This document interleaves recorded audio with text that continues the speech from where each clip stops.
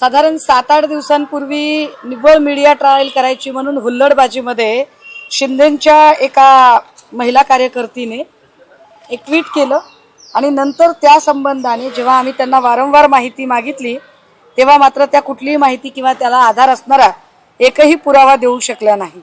Vice वर्षा आम्ही मात्र केसरकर असतील किंवा अनेक लोक असतील याची अनंत माहिती ही माध्यमांच्या समोर उघड केलेली आहे। ही सगळी माहिती उघड करताना जे काही तथ्य समोर आलेली आहेत त्यावर दीपक केसरकरांनी असं म्हटलं की या सगळ्यांच्या मध्ये मी एकटा नाही, 39 लोक माझ्या सोबत आहेत। माझं पुन्हा एकदा दीपक केसरकरांना आव्हान आहे की केसरकरजी, याचा अर्थ तुम्हाला माहित आहे की या सगळ्या प्रकरणामध्ये खरातला कुणी कुणी पोचलं आणि तुम्हाला माहित असून जर तुम्ही या सगळ्या संबंधाने जर माहिती देत नसाल आणि माझं नाव आलं तर मी इतरांची नावं घेईन असं म्हणत असाल तर याचा अर्थ तुम्ही गुन्हेगारांना लपवून ठेवताय। त्यामुळे केसरकरांनी पहिल्यांदा तर हे कोण 39 लोक आहेत त्यांची नावं उघड केली पाहिजेत, ते कोण मंत्री आहेत त्यांची नावं उघड केली पाहिजेत। केसरकर असं म्हणतात की मी एकटा गेलो नव्हतो, माननीय मुख्यमंत्री होते शिंदे साहेब मुख्यमंत्री असताना मी शिंदे साहेबांना घेऊन गेलो होतो। म्हणजे केसरकर प्रत्यक्ष अप्रत्यक्षरित्या माजी मुख्यमंत्री आणि सध्याचे उपमुख्यमंत्री असणाऱ्या एकनाथ शिंदे यांचे खराची संबंध आहेत असं सांगू इच्छितात का? नेमकं या सगळ्यांमध्ये त्यांना सूचित काय करायचं आहे हे त्यांनी एकदा स्पष्ट केलं पाहिजे। हा एक केसरकरशी संबंधित मुद्दा। दुसरं असं, आम्ही SIT ला भेटून सांगितलं होतं की या सगळ्यांमध्ये या दोनही म्हणजे आजी आणि माजी प्रकारच्या शिवनिकाच्या सर्व सदस्यांची चौकशी झाली पाहिजे आणि त्या संबंधाने त्यातली सगळ्यात महत्त्वाची जी 3 नावं आहेत ज्याच्यातलं एक नाव आहे चाकणकर, दुसरा आहे नामकर्ण आवारे आणि तिसरा आहे ललित पोफळे। पण माझं पुन्हा म्हणणं आहे की याच्यातला नामकर्ण आवारे ही महत्त्वाची कडी आहे। ती का महत्त्वाची कडी आहे त्याची कारणं सांगितली पाहिजेत। नामकर्ण आवारे हा भाजपच्या उद्योजक आघाडीचा सरचिटणीस, इंडस्ट्रियल सेलचा नामकर्ण आवारे हा सरचिटणीस, पण सध्या तो थोडा न्यूट्रल अवस्थेत आहे आणि सध्या त्याचं काही भाजपशी काही कनेक्शन दिसत नाही, हे पण तितकंच खरं आहे। जगदंब पतसंस्थेमध्ये कॅप्टन खरात हा 2018 ते 2024 या काळात चेअरपर्सन होता। ही जगदंब पतसंस्था चर्चेत आणणं गरजेचं आहे ते याच्यासाठी की या जगदंब पतसंस्थेमध्ये सध्या या पतसंस्थेचा सर्वेसर्वा हा नामकर्ण आवारे आहे। ज्या नामकर्ण आवारेच्या संस्थेमध्ये स्वतः खरातच चेअरपर्सन होते 2018 ते 2024। पुढे 3 अपत्य असल्याने सहकारी संस्थेचा चेअरमन होता येत नाही असं म्हणत ती चेअरमनशिप नंतरच्या काळामध्ये थोडीशी ही झाली होती। 15 वर्षापासून हा जो आवारे आहे हा 15 वर्ष शिवनिका ट्रस्टवर संचालक होता। म्हणजे शिवनिका ट्रस्टवर आवारे आणि आवारेच्या बँकेवर खरात या दोघांचे आर्थिक हितसंबंध आहेत। 1 वर्षापासून आवारे आणि खरात हे दोघे जरी वेगवेगळे असले तरी सुद्धा मुळात खरातची भोंदूगिरी वाढवण्यासाठीच सगळ्यात पहिलं कॅम्पेन चालवलं ते आवारेने चालवलं। कारण आवारे त्या काळामध्ये स्टाईसचा मेंबर होता। स्टाईस काय आहे? सिन्नर तालुका औद्योगिक सहकारी वसाहत संस्था। ही सिन्नर तालुका औद्योगिक सहकारी संस्था, या संस्थेमध्ये जे 400 उद्योजक आहेत त्या 400 पैकी 12 उद्योजकांची मिळून एक संचालक कार्यकारिणी बनते। त्या 12 पैकी एक हा आवारे होता। आवारेने त्याला बसायला जागा करून दिली खरातला। तिकडे येणाऱ्या प्रत्येक उद्योजकाला जर काही अडचणी येत असतील, व्यापारामध्ये बिझनेसमध्ये काही कमी जास्त होत असेल तर आवारे लगेच सांगायचा तुम्ही जरा खरात गुरुजींना हात दाखवता का, खरात गुरुजींना पत्रिका दाखवता का, असं करून एक इंडस्ट्रियलिस्ट खरातपर्यंत पोहोचवायचं काम आवारेने केलं। आवारे एवढ्यावर थांबला नाही।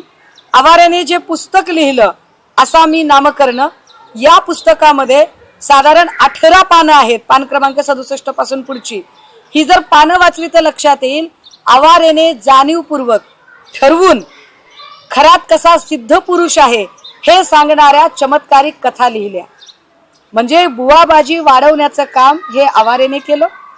त्या सगळ्या सुरस कथा लिहून कुठल्या तरी विधवेला कसा गुण आला, कुठल्या तरी म्हातारीला कसा गुण आला, कुठल्या तरी माणसाला कसं धंद्यामध्ये यश मिळालं, अशा सगळ्या प्रकारच्या सुरस चमत्कारिक कथा या आवारेने लिहिल्या. आवारेने वेगवेगळ्या युट्यूबर्सना सांगून, वेगवेगळे जे ब्लॉगर असतात जे पर्यटन स्थळांची माहिती देतात त्यांच्याकडून हे मंदिर हेमाडपंथी आहे असा एक प्रचार सुरू केला. मुळात हेमाडपंथी मंदिर हे अष्टकोनी असतं. ईशानेश्वर मंदिर हे साधं चौकोनी मंदिर, अगदी आत्ता आलेलं मंदिर. परंतु या मंदिराला स्वयंभू बनवणे, या मंदिराला हेमाडपंथी ठरवणे, या मंदिराचा प्रोपोगंडा करणे, या मंदिरात मोठमोठ्या नेत्यांची उठबस करणे, या सगळ्यांमध्ये जो सगळ्यात महत्वाचा हात आहे तो नामकर्ण आवारेचा आहे. ललित पोफळेने चिकार प्रॉपर्टी कमवली, पण ललित पोफळे हे नंतर आलेलं कॅरेक्टर. आणि या सगळ्यांमुळे मग पुन्हा नामकर्ण आवारे आणि या दोघांचे संबंध साधारण 1 वर्षापासून बिघडले. जेव्हा नामकर्ण आवारे पत्रकारांना किंवा सगळ्यांना सांगतोय की मी 1 वर्षापासून त्याच्याकडे लक्ष देत नाही किंवा माझा आणि त्याचा संबंध नाही, तर मग जर संबंध नाही तर नामकर्ण आवारेने तेव्हाच खरात हा भोंदू आहे, खरात चुकीचं वागतोय, खरात बायकांचं शोषण करतो, ही गोष्ट नामकर्ण आवारेने पुढे का आणली नाही? कारण नामकर्ण आवारे आणि खरात हे दोघेही सारखेच पापाचे भागीदार आहेत.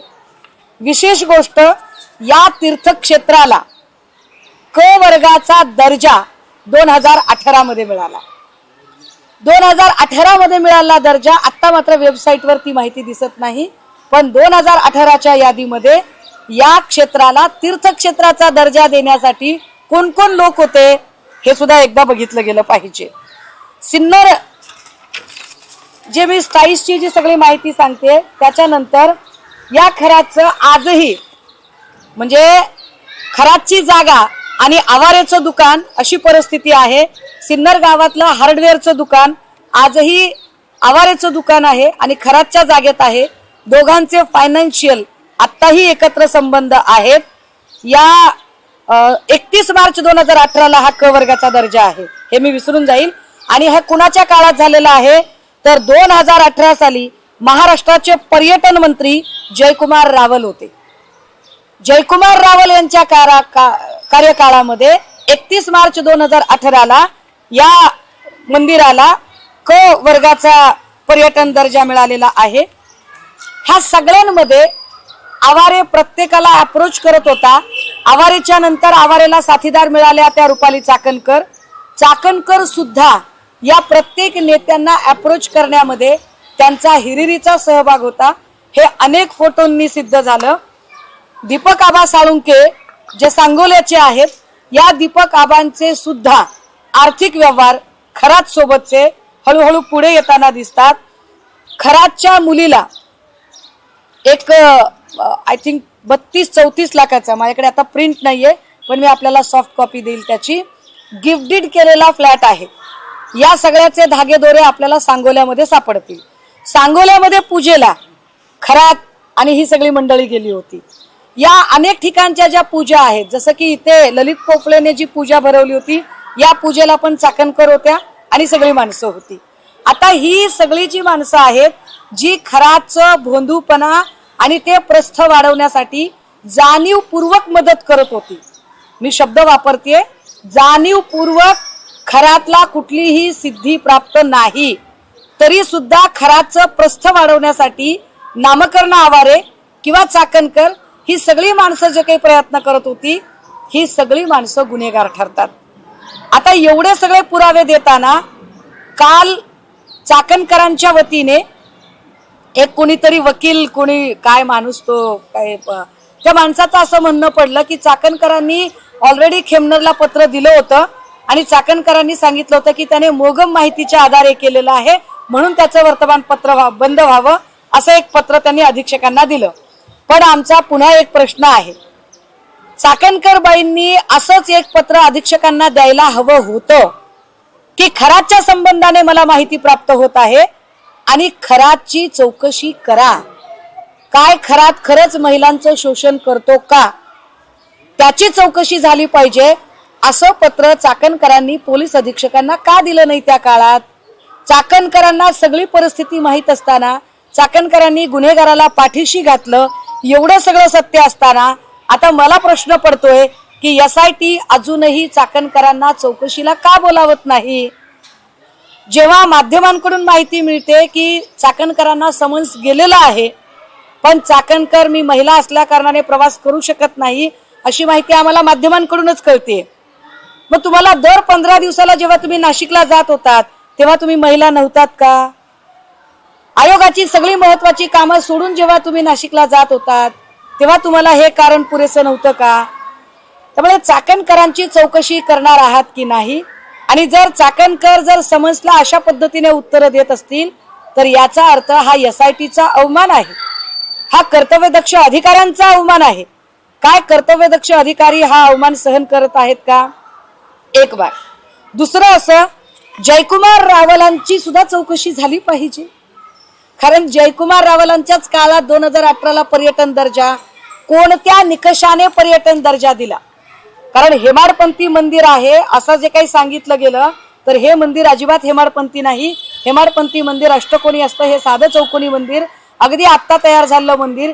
याला पर्यटन दर्जा कोणत्या आधारे दिला? कारण पर्यटन दर्जा मिळाला म्हणून नंतर त्याला वेगवेगळे निधी मिळाले, पर्यटन दर्जा होता म्हणून त्याला वेगवेगळ्या सुविधा मिळाल्या. मग जयकुमार रावलांनी हे कशाच्या आधारे केलं हे एकदा स्पष्ट झालं पाहिजे. केसरकरांकडून माहिती मिळालीच पाहिजे की ही सगळी माणसं कोण कोण आहेत आणि कुठली कुठली आहेत ती. त्याच्या प्रॉपर्टीचे आम्ही म्हटलं होतं की स्रोत तपासले जावेत. ते स्रोत तपासताना मी असं म्हटलं होतं की रोह्यामध्ये चाकणकरांचे यजमान निलेश चाकणकर, या निलेश चाकणकरांची आणि आकाश चौधरीची प्रॉपर्टी एकत्रित आहे. हा आकाश चौधरी कोण आहे? हा तटकरेंचा साथीदार आहे. कड्या एकाला एक जोडत जाव्या. मी माननीय गृहमंत्र्यांना यावर भेटणार आहे. याच्या सुद्धा सगळ्या सॉफ्ट कॉपीज मी आपल्याला द्यायला तयार आहे. याच्यातली गंमत अशी आहे की तटकरे फॅमिली अत्यंत हुशार आहे, अत्यंत विद्वत्त फॅमिली आहे ही, की या फॅमिलीने ज्या पद्धतीने कंपन्या स्थापन केलेल्या आहेत बघा. तटकरेंचा राईट हँड लेफ्ट हँड आहे राजस्थान मधून इकडे आलेला आकाश चौधरी. हा राजस्थानी माणूस आहे मुळात. या आकाश चौधरीच्या हवाल्याने सगळे कारभार होतात मतदारसंघातले. किती कंपन्या, एक गीतामृत ॲग्रो नावाची कंपनी आहे जी आदिती तटकरे आणि आकाश चौधरीच्या नावे आहे. मी हे का सांगतेय त्याचं कारण असं आहे, मला कडी जोडायची. चाकणकर खराच्या जवळच्या आहेत, चाकणकरांच्या यजमानाची कंपनी आहे, ती कंपनी आकाश चौधरीच्या सोबत आहे. आकाश चौधरी हा तटकरेंचाच माणूस आहे हे एस्टॅब्लिश करणारे हे सगळे पुरावे आहेत. गीतामृत ॲग्रो, आदिती तटकरे आणि Akash Chaudhary, estate private limited, Aditi Tatkare आणि आकाश चौधरी, गीता ॲग्रो इन्फ्रास्ट्रक्चर, आदिती तटकरे आणि Akash Chaudhary, multi venture estate private limited, Aditi Tatkare आणि आकाश चौधरी. गमतीदार पुढेचे. गमतीदार काय आहे की आता अनिकेत तटकरे आणि आकाश चौधरीच्या काही कंपन्या आहेत आणि नावं तीच आहेत, फक्त शब्द मागे पुढे आहेत. अनिकेत तटकरे आणि आकाश चौधरी यांचं आता बघा, इकडे वर जर गीतामृत ॲग्रो असेल आदित्य तटकरेची कंपनी, तर अनिकेत तटकरेची कंपनी काय आहे? गीतामृत प्रायव्हेट. नावं तीच, फक्त कुठं प्रायव्हेट कुठं पब्लिक नाव केलं. स्वर्गामृत एक नाव आहे आणि अनिकेत तटकरे आणि Akash Chaudhary. Multi venture properties private limited, Aniket Tatkare Akash Chaudhary. Ocean pearl maritime private limited, Aniket Tatkare Akash Chaudhary. Karma construction company, Akash Chaudhary Nilesh Chakankar. ये रिश्ता क्या कहलाता है? उत्तरं त्यांनी द्यावी.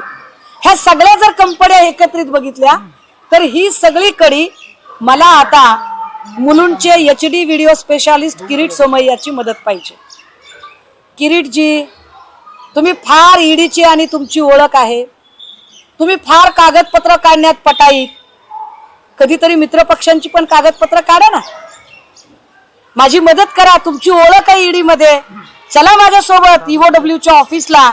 आणि ह्या सगळ्या कंपन्या, आदिती तटकरे आणि अनिकेत तटकरे, 1 एकर मध्ये 100 एकरचं उत्पादन निघेल अशा पद्धतीचा आर्थिक व्यवहार, हे जे सगळं आहे हे सगळं कधी दाखवणार? नाफेडची एक कंपनी आहे, कांदा निर्यातीची कंपनी, जी खरातच्या बायकोच्या नावावर आहे.